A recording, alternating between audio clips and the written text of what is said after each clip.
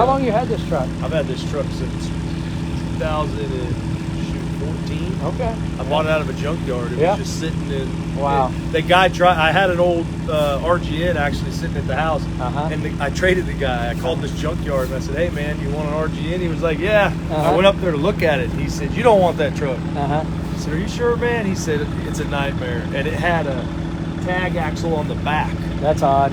And it lifted on the back. And the first thing I did was brought it home, and we took a forklift and ran it right through the sleeper. It was all busted, just lifted it off of it and started over. Man. Had fun with it. Yeah. So basically what I'm doing is if it's one of my company trucks with a driver, it'll be white with red stripes. If it's one of my personal trucks, red with white.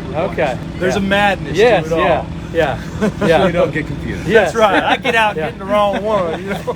That one there is the only one that don't work. Every truck I have is a work truck except for that one.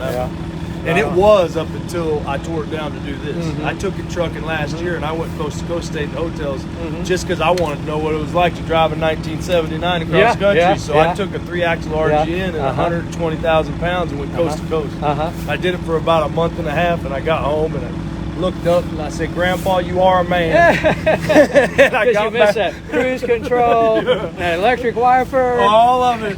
I got air wipers. I've got my hand out the window. What's this one got for power? It's got a B bottom. Yeah. And with 4 1/4, we used to think, man, we got it made. Yeah. And now they're just runts. It's terrible. I'm driving it around, and I'm like, it sits way high up. I said, first thing I'm going to do is lower it. So I went and took the blocks out of it. And I took off, and I'm in Kentucky, and I no more than got out on the highway on 65. I was about 85,000, 13 on the steering. And I hit a bridge thing, and I didn't even think about the clearance. The axle and the oil pan, dude. I shoved the axle through the oil pan, oil all over the interstate, dude.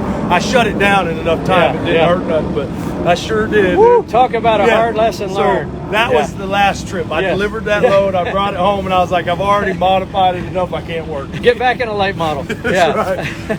I went home and climbed in my 389, and I said, "Thank you, Jesus, for technology." right. All the creature comforts we take for granted. That's right.